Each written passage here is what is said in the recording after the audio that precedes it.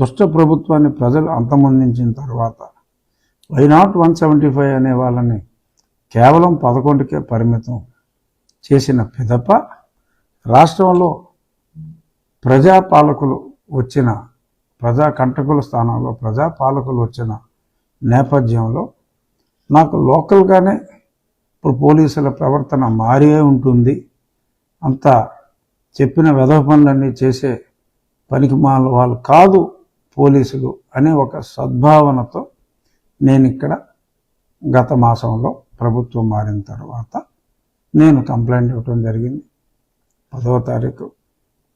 దాన్ని మొన్న మళ్ళీ అనుకోకుండా యాదృచ్ఛికంగా అది 11వ తారీఖు అయింది. ఆ 11వ తారీఖు నాడు ఎఫ్ఐఆర్ చేయటం, మరి నిన్న అది ప్రజాబాహుల్యంలోకి రావటం, ఇవన్నీ జరిగినాయి.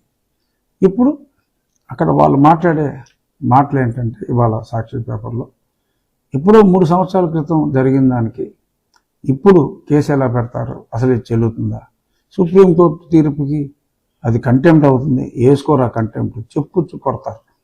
కంటెంప్ట్ అని వేసుకుంటే మీకు కనీస అవగాహన కూడా లేని సుంఠాలు అని చెప్పి మా భాషలో చెప్పాలంటే జోడుచు కొట్టేస్తారు. రే సరే, దానికి నేను సమాధానం చాలా స్పష్టంగా చెప్పా. ఇప్పుడు 3 సంవత్సరాలు అంటున్నారు. మరి ఎఫ్ఐఆర్లోనే చంద్రబాబు నాయుడు గారి పేరు లేదు. 35 మందో 36 మందో ఉంటాయి. కేవలం అప్పటికప్పుడు 37వ పేరుగా మరి మా పార్టీ అధ్యక్షులు చంద్రబాబు నాయుడు గారిని చేర్చి మరి ఆయన్ని 5.5 సంవత్సరాల తర్వాత అప్పటికప్పుడు రఘురామరెడ్డి నంద్యాల వెళ్ళి మరి లేపుకొచ్చారు. మరి అప్పుడు ఎలా చేశారా? 5.5 సంవత్సరాల తర్వాత ఎలా చేయగలిగారు? మరి ఇదే ఇందులో ఉన్న 3 సంవత్సరాలకే ఎలా చేస్తారో అని మీరు ప్రశ్నిస్తున్నారు కదా. మరి 5.5 సంవత్సరాల తర్వాత మీరు ఎలా చేశారు ఆలోచించుకోండి. అంటే మీరు ఏదైనా చేయొచ్చు, కానీ అదే మీకు తగిలితే మీకు ఇటువంటి రూల్స్ అనేవి గుర్తొస్తాయా? ఏ రూలు లేదు. వేసుకోవచ్చు, ఒక క్రైమ్కి ఎవిడెన్స్ దొరికినప్పుడు వేసుకోవచ్చు. ఇంకొకటి, అప్పుడు గుర్తు తెలియని వ్యక్తులు కుట్టారు అని చెప్పి స్టేట్మెంట్ ఇచ్చారు, ఇప్పుడు వీళ్ళ పేర్లు పెట్టారు అని మాట్లాడారు. నేను చెప్పింది కొట్టినోళ్ళ గురించి కాదరా డుమ్రి, నేను చెప్పింది కొట్టిన వాళ్ళు గుర్తు తెలియని వ్యక్తులని నేను చెప్పిన దాంట్లో తప్పేం లేదు. నేను జగన్మోహన్ రెడ్డి వచ్చి కొట్టాడు, రామాంజనేయులు వచ్చి కొట్టాడు అని కాదు నేను చెప్పింది. కొట్టిన వాళ్ళు గుర్తు తెలియదు. ఎస్, కొట్టిన వాళ్ళు గుర్తు తెలియదు. నేను మాట్లాడింది కుట్ర చేసిన వాళ్ళని. కొట్టిన వాళ్ళు వచ్చేస్తారు. కొట్టిన వాళ్ళు ఏముంది, కానిస్టేబుల్ వాళ్ళు కొట్టారు, కొట్టమంటే కొడతారు, వాళ్ళ పై వాళ్ళు కొట్టమంటే కొడతారు. అది కాదు కదా. అసలు కుట్ర చేసింది ఎవరు? కుట్ర చేసింది సునీల్ కుమార్, సీతారామాంజనేయులు, జగన్మోహన్ రెడ్డి, విజయ్ పాల్ అండ్ ప్రభావతి. హాస్పిటల్ రికార్డులు తారుమారు చేసింది ప్రభావతి. ఇంకోటి, మరి అందులో నేను చెప్పిన దాంట్లో తప్పే ఉంది. మరి ఎందుకు అంటే, సరే సాక్షి చదివే వాళ్ళు ఎవరో లేరు ఇప్పుడు పెద్దగా, అయినప్పటికీ కూడా పట్టించుకోని అవసరం లేకపోయినా కూడా క్లారిఫికేషన్ ఇద్దాం. ఒకవేళ ఈ సొంఠలు తెలుసన్నారో తెలియకన్నారో, ఇంకొద్దిమంది సాక్షి ప్రేక్షకులైన కొద్దిమంది దురభిమానులు ఎవరైనా మరి ఆ సొంట చెప్పింది నిజం అనుకుంటే మరి సరి చేయవలసిన బాధ్యత కూడా మరి నా మీద ఉంది. కాబట్టి చెప్తున్నా, 1 by 1 సుప్రీంకోర్టు ఈ కేసు కొట్టేయలేదు. సుప్రీంకోర్టు అసలు medical reports correct, Guntur road ఇచ్చిన రిపోర్ట్ కరెక్ట్ అని ఎవడో అనలా. మిలిటరీ హాస్పిటల్ రిపోర్ట్లో చాలా స్పష్టంగా due to physical abuse ecchymosis is observed on both feet అని చెప్పి చాలా స్పష్టంగా ఉంది. దెబ్బలు తగిలినందువల్ల ఒక వేలు ఇరిగిపోయింది అని చెప్పి స్పష్టంగా ఉంది. రక్తస్రావం జరిగింది కాళ్ళలో అనేది స్పష్టంగా ఉంది. దాని మీద సుప్రీంకోర్టు అబ్జర్వేషన్ కూడా it is obvious there has been abuse అని చాలా స్పష్టంగా చెప్తూ ఆ కారణం చేత బెయిల్ ఇవ్వాల్సిన అవసరం ఉంది. లేకపోతే అసలు బెయిల్ ఎందుకు ఇచ్చారా ఆలోచించండి. సుంఠల్లారా బెయిల్ ఎందుకు ఇచ్చారు? మీరు దుర్మార్గులు, మీరు చంపుతారనే కదా 124A మీరు పెట్టింది దొంగ కేసు, అది వేరే విషయం. అది విచారణ చేసుకోండి అన్నారు. జరుగుతుంది ఆ విచారణ. మీరు పెట్టిన దొంగ కేసా కాదా అన్నది అది వేరే విషయం. కానీ గుంటూరు హాస్పిటల్ రిపోర్ట్ ఫేక్ అని చెప్పినట్టే లెక్క. ఎందుకంటే మిలిటరీ హాస్పిటల్ రిపోర్ట్లో అంత స్పష్టంగా ఇచ్చిన తర్వాత మీ గుంటూరు వాడిది ఫేకు అని అర్థమైపోయింది. మధ్యలో ఎప్పుడైతే ఇది వస్తుందని తెలుసో మరి సునీల్ కుమార్ మరి చాలా అతి తెలివితో ఇక్కడి నుంచి తీసుకెళ్ళేటప్పుడు మరి ఏం జరిగిందో, ఆ కారులో ఏం జరిగిందో అన్నట్టుగా కూడా వాగటం జరిగింది. ఎందుకంటే ఇవన్నీ భయంతో ముందే కొంతమందిని ప్రిపేర్ చేయడానికి పిచ్చివాగుడు వాగటం జరిగింది. మ్యాజిస్ట్రేట్ నన్ను అక్కడికి తీసుకెళ్ళినప్పుడు స్పష్టంగా చూశారు. మ్యాజిస్ట్రేట్ రిపోర్ట్లో కూడా నా కాళ్ళు సుధాకర్ రెడ్డి చెప్పినట్టు చాలా బాగుంటే ఆ మేజిస్ట్రేట్ గారు ఏమన్నా గుంటూరు హాస్పిటల్కి అలాగే ప్రైవేట్ హాస్పిటల్కి తీసుకెళ్ళమని ఎందుకు చెప్తారు? ఆలోచించు. మనకి అది లేనట్టుంది, లోపించినట్టుంది. ఆలోచించు. మేజిస్ట్రేట్ గారు కూడా స్పష్టంగా దెబ్బలు చూసి ఆవిడ అక్కడ పంపించారు. నా కాళ్ళు మళ్ళీ పువ్వుల్లాగా ఉంటే ఇప్పుడున్నట్టు పింక్ కలర్లో ఉంటే నా కాళ్ళ మీద కొట్టారంటే 2 హాస్పిటల్కి తీసుకెళ్ళమని చెప్పి ఎందుకు రాస్తారా కన్నా? రాయరు కదమ్మా. సో స్పష్టంగా ఆ గుంటూరు హాస్పిటల్లో కూడా ఒరిజినల్ రిపోర్ట్స్ వర్ క్లియర్. సునీల్ కుమార్ అక్కడికి వెళ్ళి ప్రభావతిని భయపెట్టి రిపోర్ట్స్ మార్చిన సంగతి నాకు అక్కడ డాక్టర్లే స్పష్టంగా చెప్పారు. ఆ డాక్టర్లు కూడా విచారిస్తారు. విచారణలో అన్నీ వచ్చేస్తాయి. ఈలోపే గుంటూరు హాస్పిటల్లో చెప్పింది ఒప్పుకున్నారు, హైకోర్టు ఒప్పుకుంది, సుప్రీంకోర్టు ఒప్పుకుంది అని చెప్పి యథవేషాలు. హైకోర్టులో ఇంకా మ్యాటర్ పెండింగే ఉంది, అసలు డిస్కషన్కే రాలా. ఆ రిపోర్ట్లు బయటకు వస్తాయి. ముందే ఏ డాక్టర్కి హైకోర్టు రిఫర్ చేసింది దాన్ని ఎలాగ మార్చాలని చెప్పి చూశారు.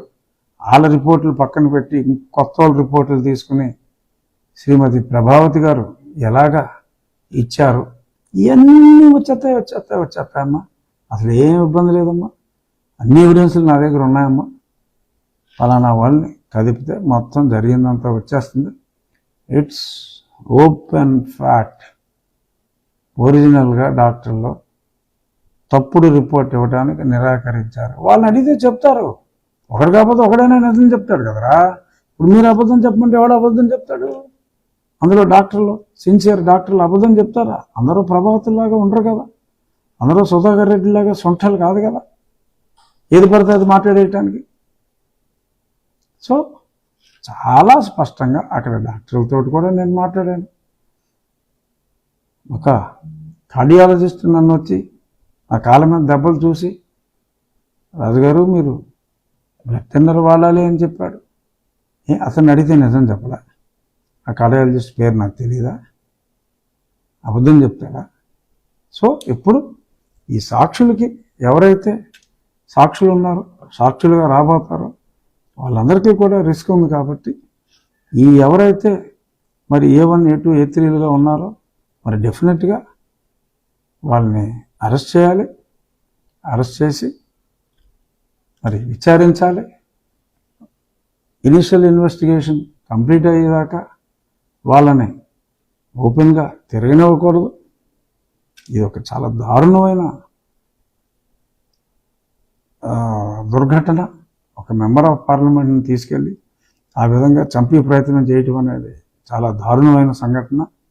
మళ్ళీ ఎవరు ఇటువంటి తప్పు చెయ్యాలి అన్న ఆలోచన కూడా రాకుండా మరి గట్టిగా దీని మీద ఇన్వెస్టిగేషన్ జరిపించాలి అని చెప్పి నేను డీజీపీ గారిని కోరుకుంటున్నాను. అలాగే హోంమంత్రి గారిని కూడా కోరుకుంటున్నాను. You take tough action. ఎవరినే వదలొద్దు. 307 కేసు ఇది.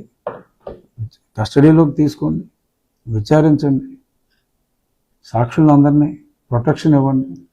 ఎందుకంటే సాక్షులకి రిస్క్ ఉంటుంది. వీళ్ళు ఏదేదో మేనేజ్ చేస్తారు, ఏదో ట్వీట్లు వేయాలని ఏమేయాలని చూసుకున్నా దానికి శాంక్టిటీ లేదు. అది ఇప్పుడు నేను క్లారిఫై చేసే ఎవరన్నా అనుమానం ఉంటే. సో ఎవరైతే డాక్టర్స్ ఉన్నారో ఆ డాక్టర్ల మీద ప్రెషర్ పెట్టకుండా you keep a watch. I urge Guntur police, you keep a watch on the doctors. Head of the 21లో హెడ్ ఆఫ్ ద డిపార్ట్మెంట్లు ఎవరున్నారో వాళ్ళ మీద ఎవరో ఎటువంటి ప్రెషర్ పెట్టకుండా చూసుకోవాల్సిన బాధ్యత కూడా పోలీస్ మీద ఉంది. వాళ్ళకి ఈ ఐడియా ఆల్రెడీ ఉండొచ్చు కూడా. సో ఆ సాక్షుల్ని ప్రొటెక్ట్ చేస్తే మిలిటరీ హాస్పిటల్ రిపోర్ట్లు క్లియర్గా ఉన్నాయి. అది ఒక హైకోర్టు జడ్జి గారి సమక్షం, ఇప్పుడు హైకోర్టు జడ్జి గారు ఆయన సమక్షంలోనే జరిగినాయి. మేజిస్ట్రేట్ గారు చూశారు. ప్రభావతి, సునీల్ కుమార్ ఏమీ లేదని అన్నంత మాత్రాన అన్ని రికార్డులో క్లియర్గా ఉంది. జడ్జి గారి అబ్జర్వేషన్ కూడా క్లియర్గా ఉంది. అవసరమైతే ఆ మేజిస్ట్రేట్ని కూడా సాక్షిగా పిలుస్తాం, ఆవిడేం అబ్జర్వ్ చేశారో కూడా తెలుసుకుంటాం. అన్నీ తెలుసుకుంటాం. అమ్మ సుధా, సునీల్ అతిగా ఆవేశపడి మరీ అడ్డగోలుగా దొరికేయకండి. దొరికేశారు ఎలాగో, బట్ మీ అతివాగుడు వలన ఇంకొన్ని ప్రమాదాలు ఇంకొంచెం తొందరగా ముంచుకొస్తాయి. సరే, మీరు ఎంత అతిగా మాట్లాడితే మాకు అంత మంచిది. అంత తొందరగా ఈ కేసు కూడా క్లోజ్ అయ్యే అవకాశం ఉంది. కేవలం సాక్షి చెడ్డ రాతల గురించి క్లారిఫికేషన్ ఇవ్వటం కోసం నేను ఈ ప్రెస్ మీట్ పెట్టడం జరిగింది.